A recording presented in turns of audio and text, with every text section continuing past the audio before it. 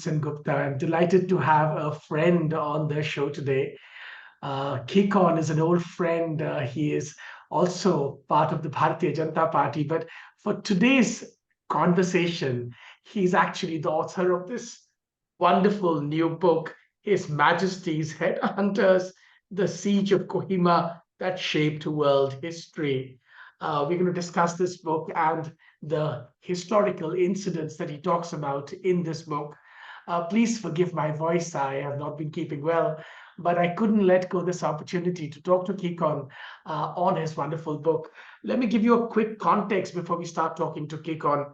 He talks about a very interesting period of Indian history when Naga tribal warriors essentially stood up to the might of the great Japanese army and helped the British, in a sense, protect India from Japanese invasion. Of course, later the British, of course, faced their own wrath from the Indians and left. That's an entirely different story. But for the purpose of our conversation today, we're going to talk about the unique moment in world history in the northeast of India when headhunting Naga tribal warriors faced off against the great Japanese army and defended India. In fact, as Kikon talks about in the book, had the Japanese not been stopped in Kohima, the history of India, indeed the history of the world, would have perhaps looked very different. At the very least, we can say the history of Asia and the history of India would have looked very different. Kikon, thanks very much for joining me in this conversation, and congratulations on a wonderful book. Thank you, and thank you for having me on your show. It's a pleasure. I'm happy to be part of your show. It's good that you as a friend is moderating or asking me or discussing this book today. I'm particularly happy because you are someone who understands history, because you've also written about those areas of Indian history which has never been written before. So in a way, I'm also trying to fill up the gaps that are there in our historical readings, and so excited to be part of your talk. Let me begin then by asking you, in Global Order, we're obviously interested always in the global aspects of our history, right? You begin the book by saying this battle, the Battle of Kohima that you mentioned in your book, was one of the fiercest battles in world history. Let's begin from there. Why do you say that it was one of the fiercest battles in world history? There are two reasons why I say that. One is from our own local narratives and the oral tradition, and also because of the photos that exist in the British Museum. We saw the devastation that this Battle of Kohima caused on the citizens and the villages around not just Kohima, but the entire Naga Hills up to the Ukhrul district in Manipur. So both the Battle of Imphal and Battle of Kohima actually had its area the battlefield in the Naga Hills. So I say that from two aspects. One, the Nagas themselves faced the devastation they've never ever imagined because of the weaponry used. Nagas were used to dows and spears, and they've not seen planes in a war, and they've not engaged in a war which was not ours. Secondly, the British themselves, had rated this Battle of Kohima as the greatest battle, over and above the Battle of Normandy and Waterloo. So it's in a sense that's easy to say because it's a fact of history. You could also give our listeners, our viewers, a context.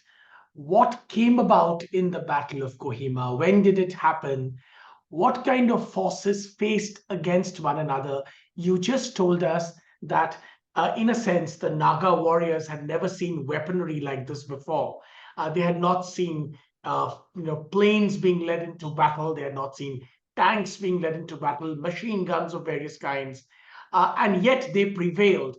Give us a context. How this come about? Which year was this, so that our audience understands the context better from your perspective?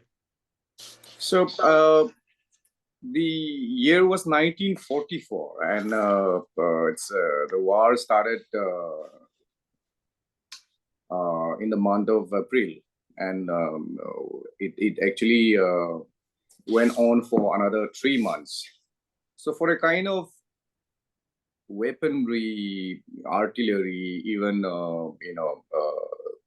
the backing of the Air Force and all that. We're all new, even to maybe the soldiers there, because a lot of British soldiers or even American soldiers who were brought from planes had their first experience during this Battle of Kohima, to be traveling by, to be transported by a plane to battle.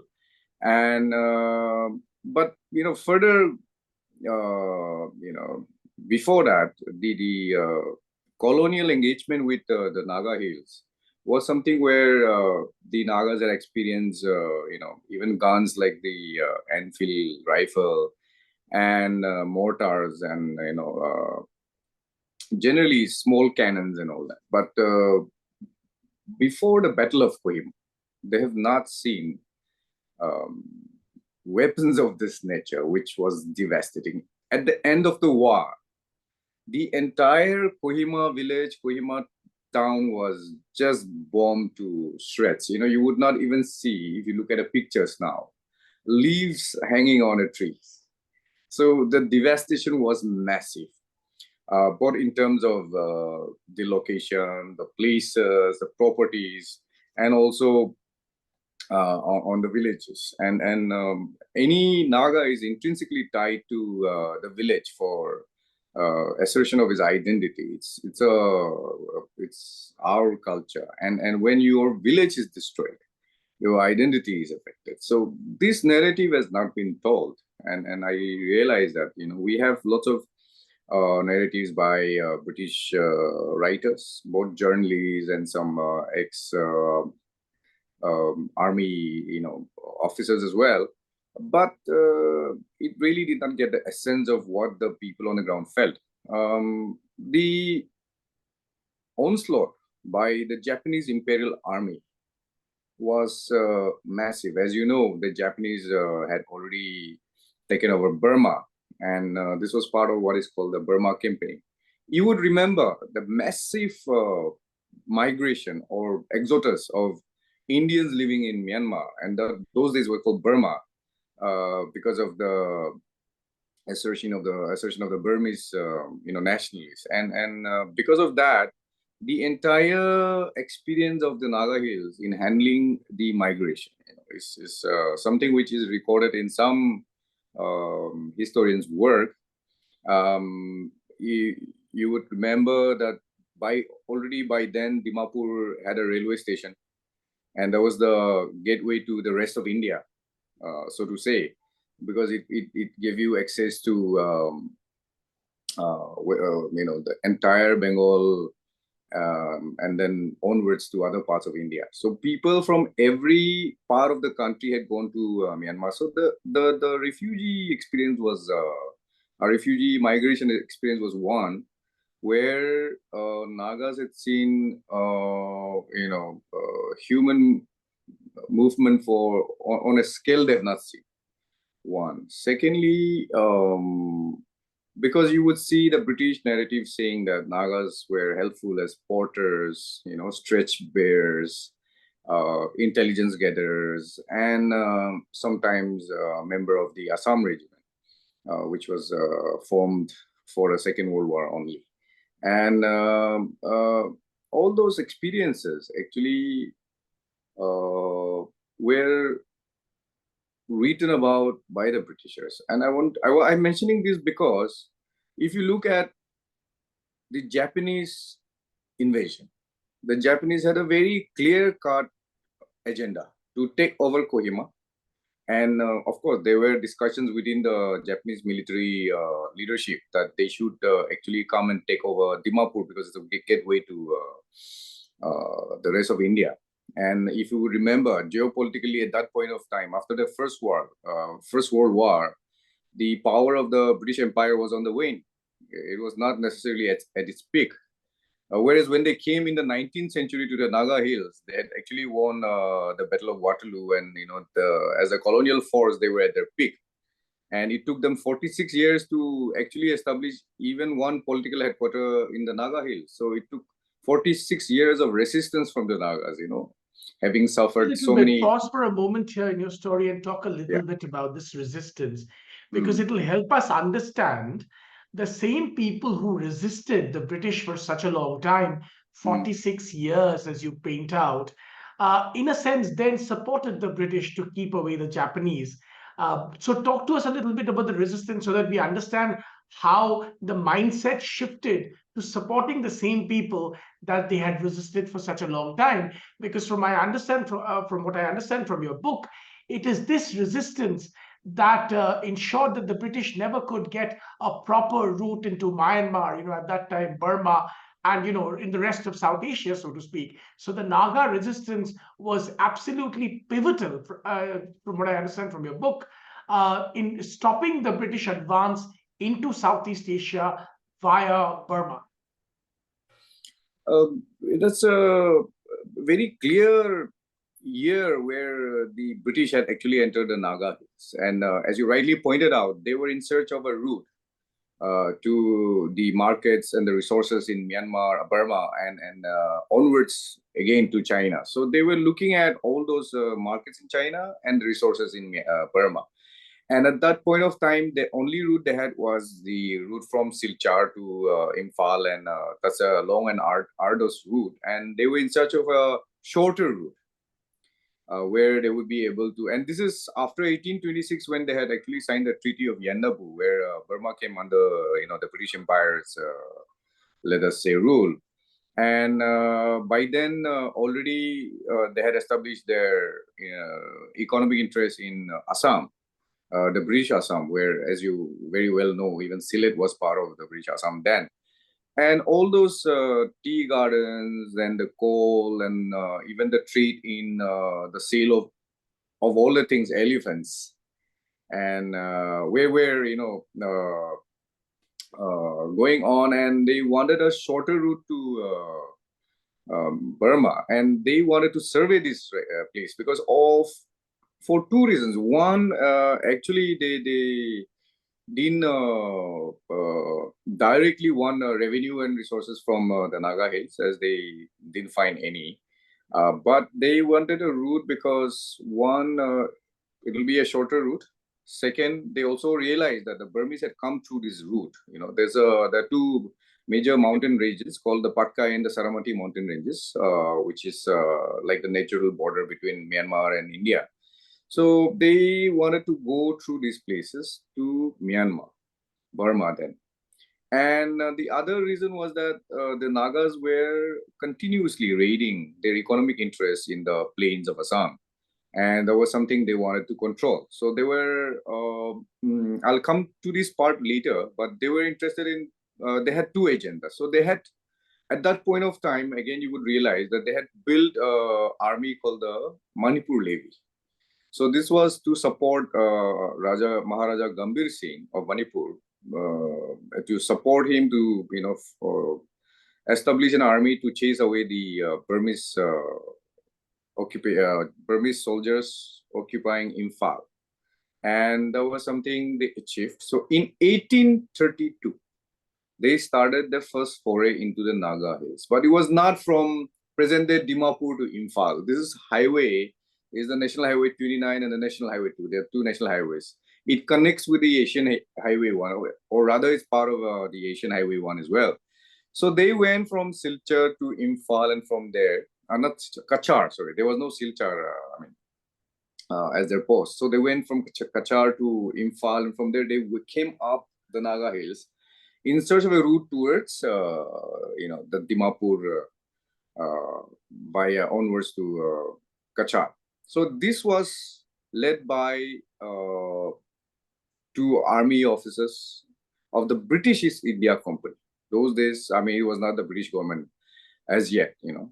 So in 1832, they came, and after that, for a period of 46 years, till 1878, they wanted to establish, number one, a safe route to Burma through this survey that they had done with their officers and also with their, army. But the Angami Nagas who inhabited these areas fought them for all the years that they were intruding into their territory. So it was more of an intrusion to our territory, to the control that the Angami Nagas had over the area.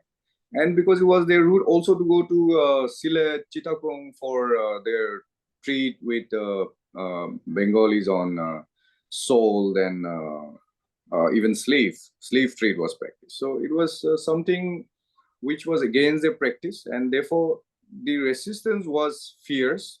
It went on for so many years.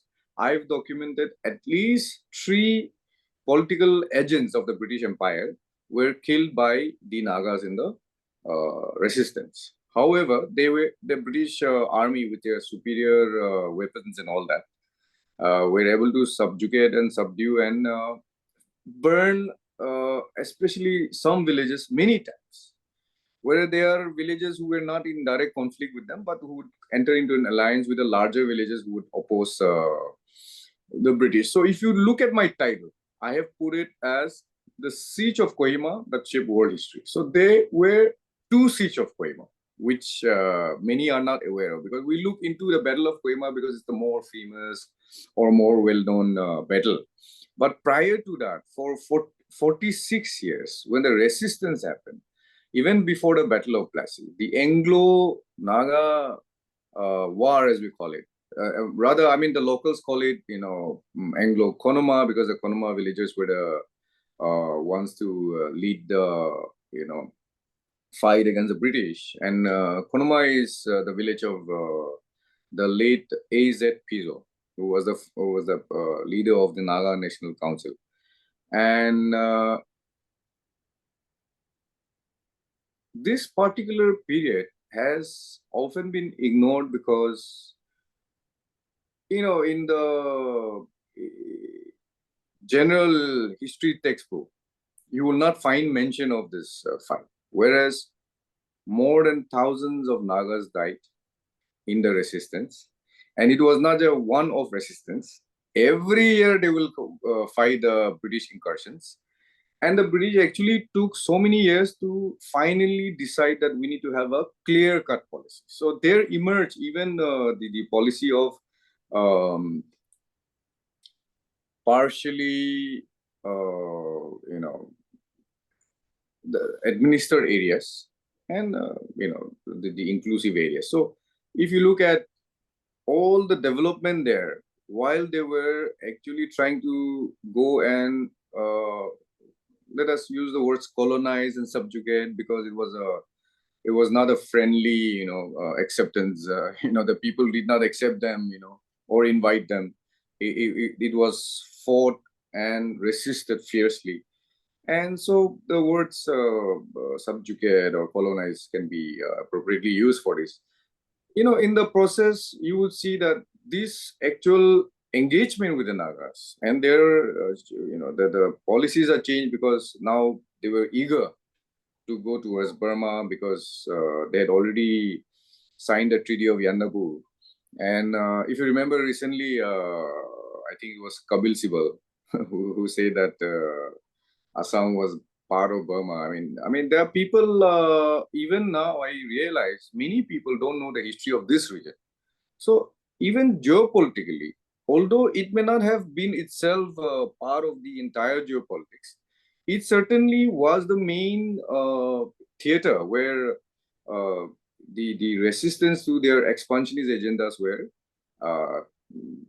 resisted. And this particular period is something I look into. I don't go further from 1878, but 1832 to 1878 was the period where the British could come and established their police outposts, the salt depots, their uh, political administrative headquarters. And after a period of 46 years, they were able to establish their first political administrative headquarters in Kohima. So, I get into the details of, in my book, how they were able to do that with certain policies.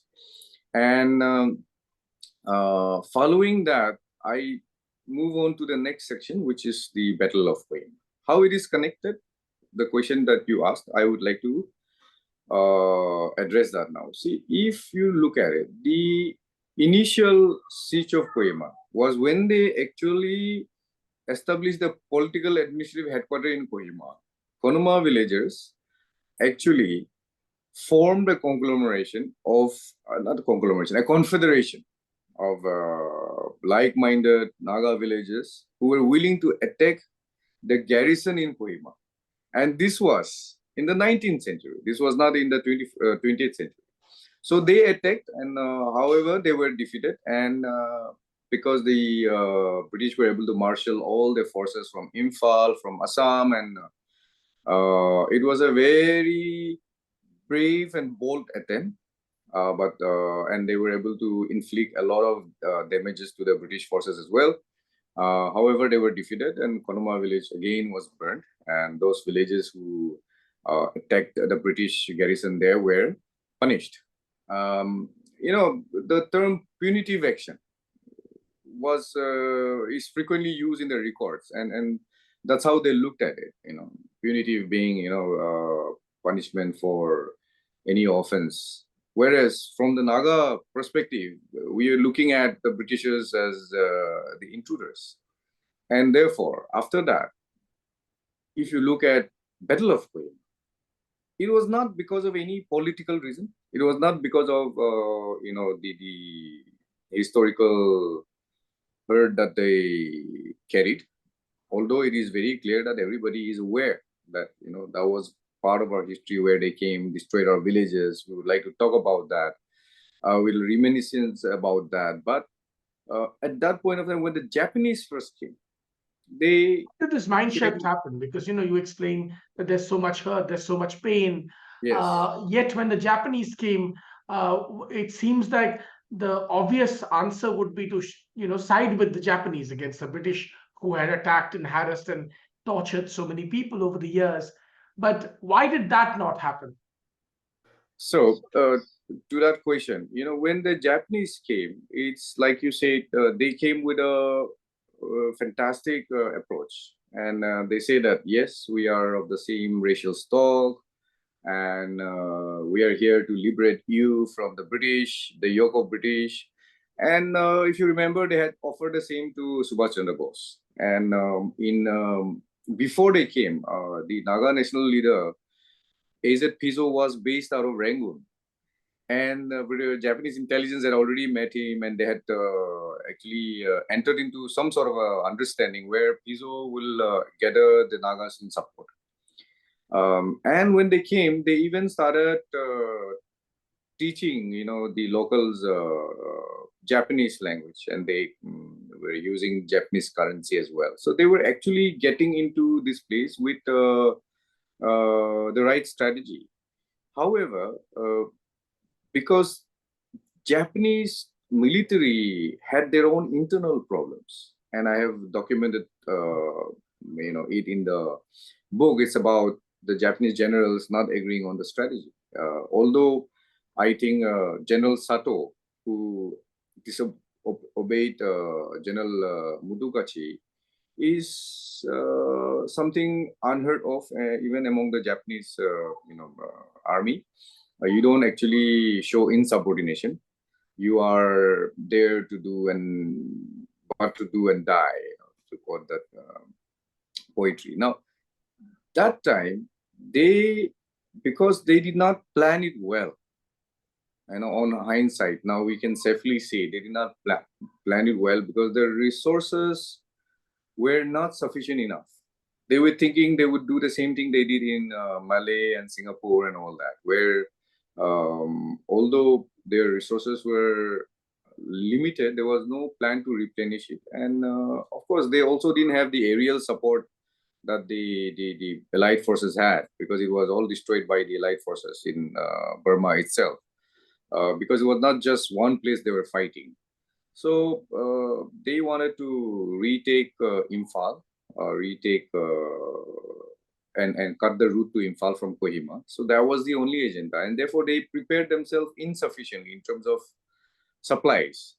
And that was what mattered to the natives, because they were initially, when they were carrying their, they were Nagas who were also employed by the Japanese army to carry their loads, both ammunitions and supplies. However, the Allied forces were lucky that they had sufficient resources. And remember when the villages were burned, bombed, and all that, they had nothing to eat. The farms, the fields were all under attack, and they could not, they did not have sufficient food. So the locals were actually given the canned food that were dropped by the planes, and the Britishers shared the food with them. Whereas on the side of the Japanese, they were going, killing their poultry, attacking their granary, and which is seen as the greatest cultural insult to the Nagas at that point of time. So it was not because of any historical hurt that they invoked. It was not because of that, although they had it, and they also remembered, because their villages were burned again and again. But because of the conduct of the Japanese Imperial Army, it actually drove the Nagas into the arms of the British. The British were far more adept at managing the natives, let us say. And by then they had the semblance of, I mean, they had already established themselves, their administration, although there were instances where the natives will oppose them. The other point I want to mention is, and which is often not highlighted in the discussion on the Battle of Kohima, is that the British propaganda machine was far more superior than the Japanese, and they were able to actually influence them, saying that this is for your own good. And although it was something they were also preparing, that many have written that it would not have impacted the rest of India. But if the Japanese had actually won, and they had enough supplies to actually sustain the war, they would have actually won. But I think, according to many historians, and which I tend to agree, because they had sent,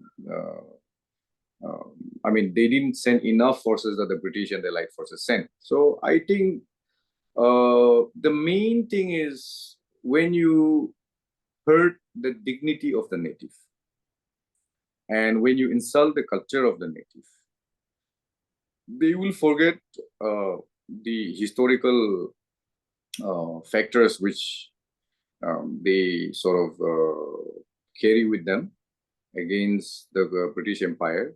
And that is exactly what they did. So this is a very simple reason. Well, let's click on, you just mentioned a hypothetical situation that had the Japanese won, things would have been very different. Talk to us a little bit about your own understanding. Then that's something we haven't spoken about. Your own Yeah. connection to this history. Talk a little bit about that, your personal, individual, familial connection to this history. And also, second point, talk to us a little bit about what you think would have happened had the Japanese won. Um, the Japanese Imperial Army had the same expansionist ideas as the British Empire. And in the geopolitics of the day, Nagas, of course, did not understand what was happening geopolitically. We were only bothered with what was immediately happening to us, because our villages were being destroyed and bombarded, and the Japanese had suddenly come out of nowhere, and they had started attacking the British garrison, and simple things like cutting water supply was affecting the villages, and disrupting their lives, which was like something which everyone, when their normal life is affected, and by such violence which they have never seen, and with such weaponry that they have not seen, it was something which awakened the Nagas to do a battle, because prior to that, in the First World War, some Nagas were sent as labor corps to France, and we still have some of the labor corps who died there in France buried there. We still have the graves there. So that memory was there, but it did not really impact the consciousness of the Nagas at that point of time. Even personally, my grandfather also, I didn't mention earlier, was a part of the labor corps. So they went to Myanmar to build breaches which were bombed by both the sides. And if you look at the road which was built from Titim to from Imphal to Titim, actually about 250 kilometers, where with the help of course, American engineering.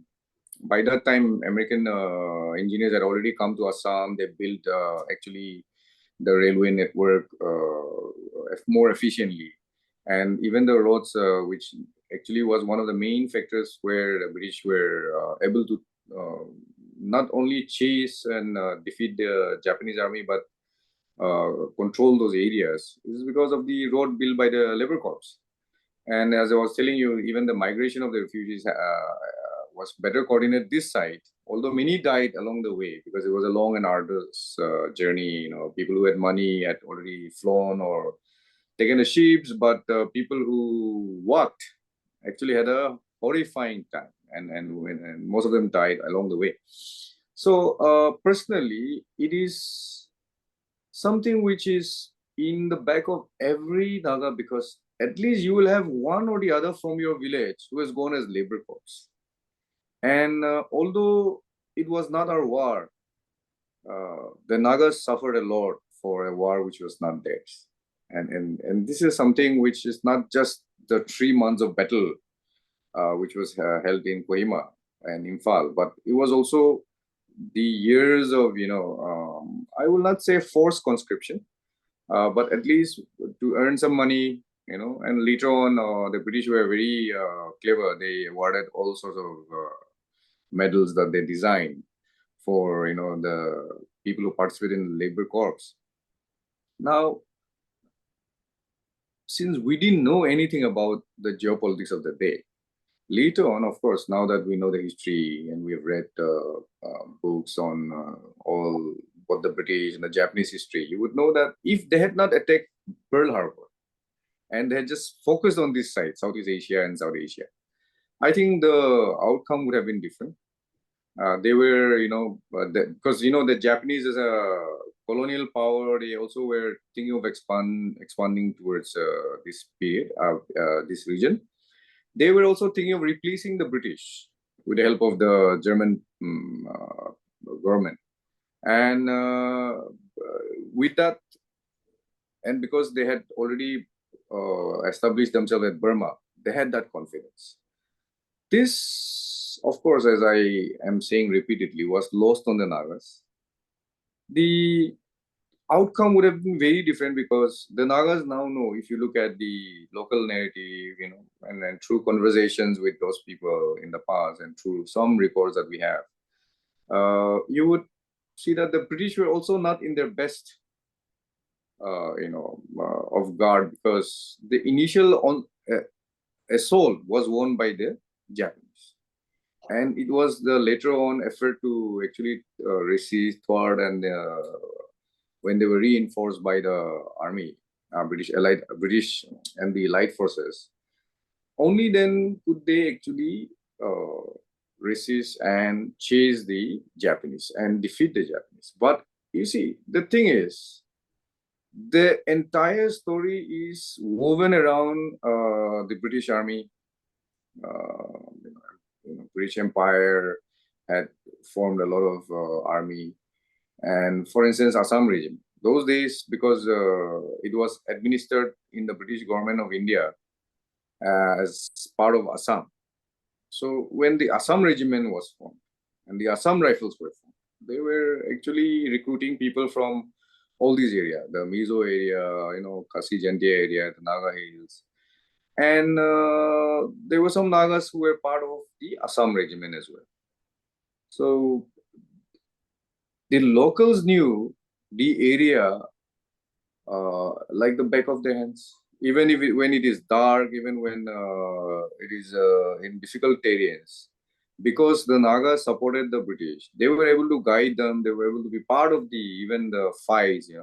Although they didn't use the, I mean, they were not so many in numbers, but they were critical fights where some Naga, let us say warriors were able to turn the tide in the fight. Because if you look at the whole Kohima at that point of time in 1941, it was just one hillock where you have now the war cemetery. If you have come to Kohima, so it's just something like for one hillock they had a huge war, which is of geopolitically, huge consequence, which is in effect shape world history. Because if Japanese had gone down to Dimapur and taken over Assam, I mean, the entire politics of India would have changed at that time, especially that it will impact the independence movement in ways they would not have understood. Because I think the role played by Subhash Chandra Bose, we have not discussed much about that, but if the Japanese had gone, what would have happened is something we need to. I mean, there are scholars who have written about it, but I feel that irrespective of that particular issue, the region and the politics of the region would have changed drastically. Let's talk a little bit as we come to the end of this conversation, Kikon. Let's talk a little bit about how this epochal moment, this epochal battle that you so vividly describe, impacts the politics and the geopolitics of the region today. Even today, there are great concerns about certain nefarious elements using Myanmar, present-day Myanmar, as a base to conduct raids and attacks and all kinds of other nefarious activities in India. The region, in a sense, those borders have remained volatile and in many cases unstable. Talk to us a little bit about the impact, in a sense, the undying impact of this conflict, which perhaps casts a shadow even today. There are so many, links of history that we simply ignore today, in our present day narratives, and especially when we look at the churning of stories in the media about the region, irrespective whether it's Manipur, Nagaland, or Mizoram, or Arunachal. A lot of it has to do with the fact that we don't look back at our history.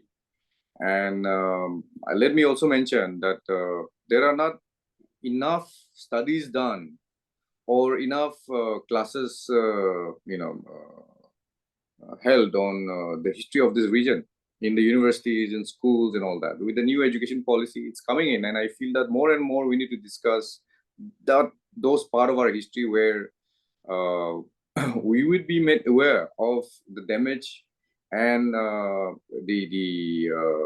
mean, in fact, the entire colonial history of this region is something which people are only recently getting interested into, and you would see now the mushrooming of books on this region. Recently there was this Professor Arup Jyoti had written on Assam and modern day Assam, but he looks at the impact of colonial Assam in the present day politics of the region.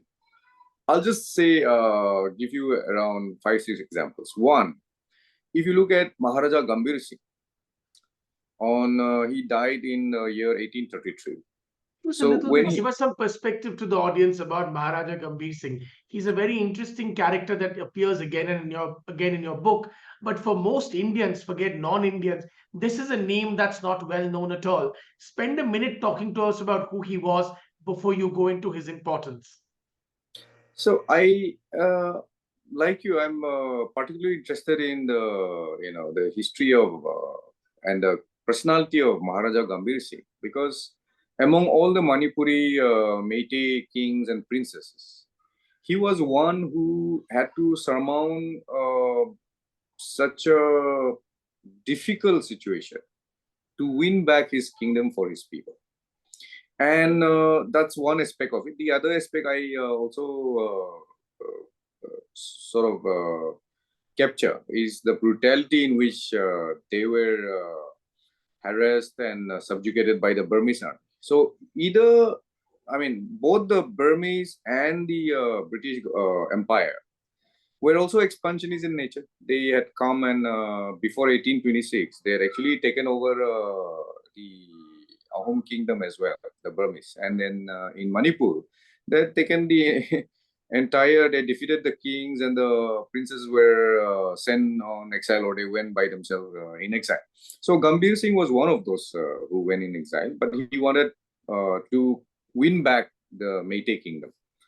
And in that, he was very strategic. And he's a very important person in the history of Manipur, because if you look at his later day descendants, some of them were holding leadership position in the outfits like UNLF, and it's maybe different times, different ideologies, but the politics remained the same. They were fiercely independent kingdom, and they wanted to maintain that independence. And with the help of the British Army, because the British Army was had their own agenda. They were not benevolent, army. They wanted to take over.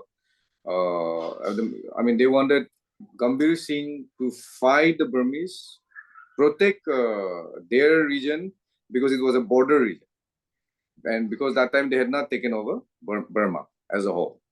So in the year 1833, let me just fast forward my point. When he died, on the day he died, actually he had signed away the Kabau Valley to the British Empire.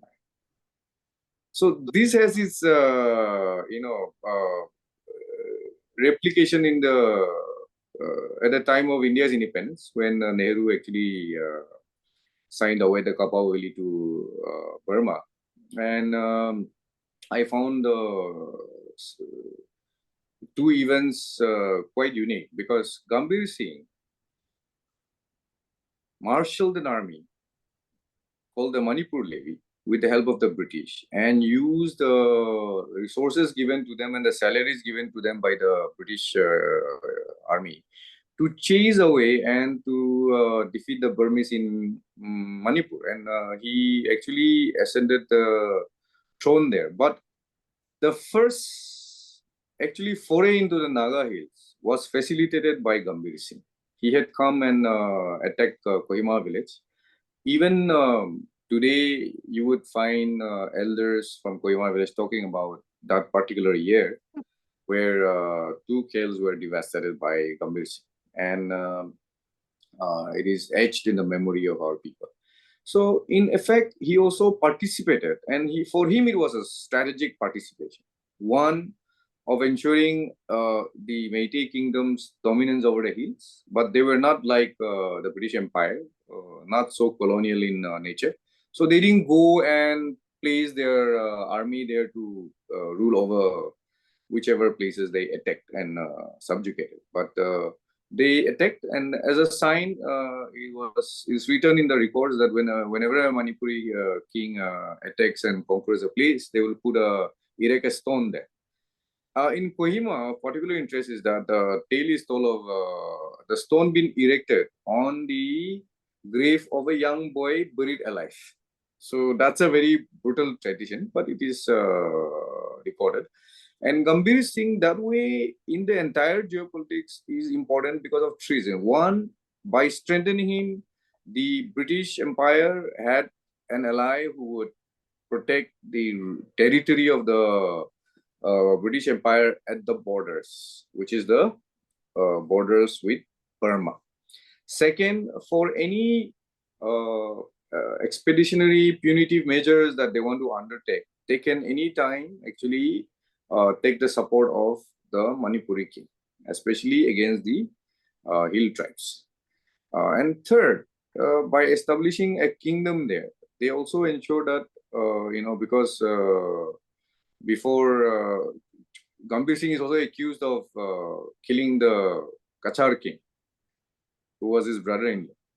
So by establishing a kingdom there, they were also able to place a political agent of the British Empire in Manipur, much before the Naga Hills. So in effect, they had a unwritten sort of an understanding where Manipur kingdom per se is not a subject of the British Empire, but would work with the British Empire.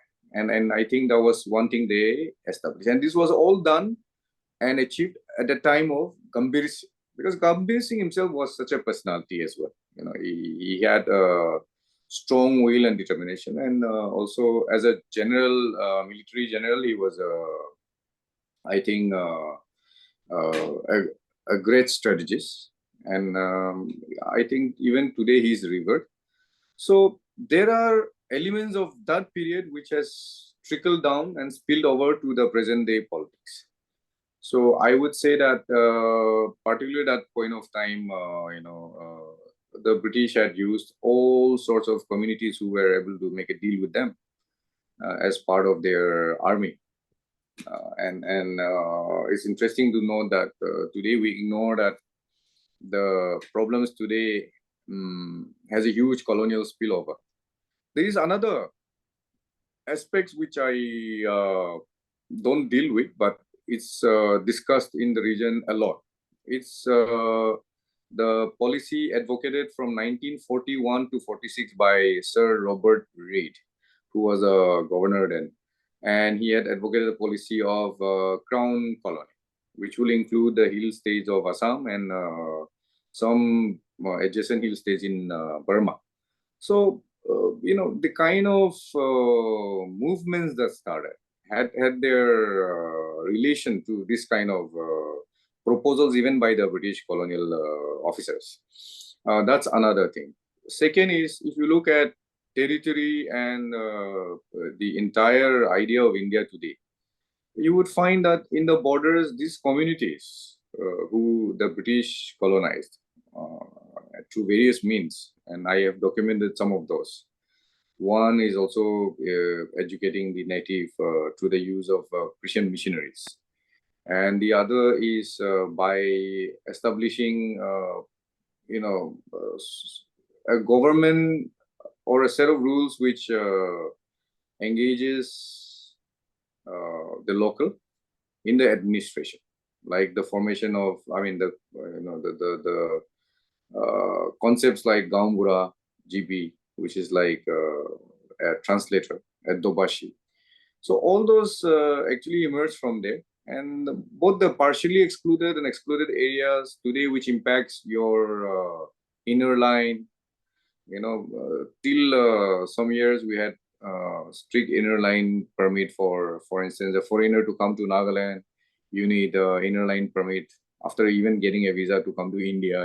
These are spillovers of colonial policies. And today, I have mentioned one particular aspect because land is very important in most of these regions. And those is when the British came, they were ensured that land compensation was paid for areas that they want to establish their offices or even military garrisons. So the concept of land compensation came to the hills with the advent of the British, empire's officers. So in effect, this particular history is not studied today because we tend to think that whatever is happening today is by in itself a creation of the present. Whereas I would like to say that in all the issues that we have had, if for years we've had a lot of conflict in this region, and any administrator, facilitator, interlocutor, any policymaker would do well to know the colonial history of this region. And now you don't need to really look into the archives and read everything, but there are books like this and others which are coming out or which documents and actually looks at all those part of our history which has an impact today. So I would like to say that it is something which is going to inform policymakers as well to understanding the past and even concepts like, for instance, today I'm a Naga, but I'm not a headhunter, right? And As we conclude, tell us a little bit about this head hunting thing from your perspective. Because this is another concept a lot of people don't understand, misunderstand, not yeah. just in India, but also in other parts of the world. And, we at Global Order have a audience in more than 120 countries. Talk a little bit about this headhunter thing, because even in the subheader of your book, or the header actually of your book, you talk about His Majesty's headhunters. Tell us a little bit about this as you conclude. So, I mean, there's a little bit of irony in why I use this as a title. Of course, historically also, when the British first came, the king at that time was King William, and when the Battle of Kohima was happening, it was King George VI. So I wanted to, I mean, get the gender correct at that point of time. But the headhunters part is something which, because even you and I, when we go to university, there are few students who are aware of this region, but they're not really clear about this region, and they would say, "Oh, your ancestors were headhunters." So I would find that very amusing. But I was thinking that one day I would write a book which explains what a headhunter is. Maybe it's culturally something which was significant. It was part of our tradition, and because we are race which fought against each village, against different communities all the time, and our concept of warfare, and this concept is actually entrenched in the whole idea of your honor, dignity, identity, and even the whole concept of domination comes from this. That if you don't take a head, you have not entered manhood. If you don't cut a head in the battle, then you have not actually, you are not a respected member of your society, because our society is, our people considered themselves as a martial race, and there was both hunting and war constantly. So today, we have issues of, as one identity, issues of fratricidal killing being condoned by the Naga mothers. And you would be interested in knowing that the mothers played a very important role, because if one woman from my village married to somebody from another neighboring village, and we were at we were confronting each other, we were fighting each other, the peacemaker would usually be that woman. So in today's context is far larger, but those days the entire concept of headhunting was mired in the understanding of your enemy's beliefs, your because that was our religion before the missionaries came, and also your identity and culture. Because as a community, headhunting was something which was collectively decided, that we would go and fight the other village, attack the other village. So when the Nagas raided the plains, obviously they used to come back with heads. If they don't come back with heads, it's not considered. I mean, they are not considered as brave warriors as well. I mean, to simplify the concept. So I wanted to actually look into the philosophy, the idea, the genesis of that headhunting practice, which has stopped now. We are no longer headhunters, but we were, our ancestors were headhunters. And why and how is something I actually write in this book, because it is critical to understanding, the Naga, not just the Naga history, but the Naga mindset, And when the British first encountered, they were also sort of petrified by that fact. And because we feel that even in the Battle of Kohima, one of the generals whose story I write, he actually beheaded the Japanese army's heads with a dao, not with the Japanese, British or American guns. So it's something I wanted to connect with the British Empire's king or kings. Fascinating. His Majesty's Headhunters, Kikon, congratulations on a wonderful book. And Thank you, Hindol. Yeah. thank you for a wonderful conversation explaining many aspects of Indian history that have direct connections with global history, but have sadly been forgotten. But because of efforts like people like Kikon are coming back into the mainstream, read the book, His Majesty's Headhunters, The Siege of Kohima, that shaped world history. Congratulations once again, and thank you for talking to me. Thank you, Hindol. Thank you for having me on your show.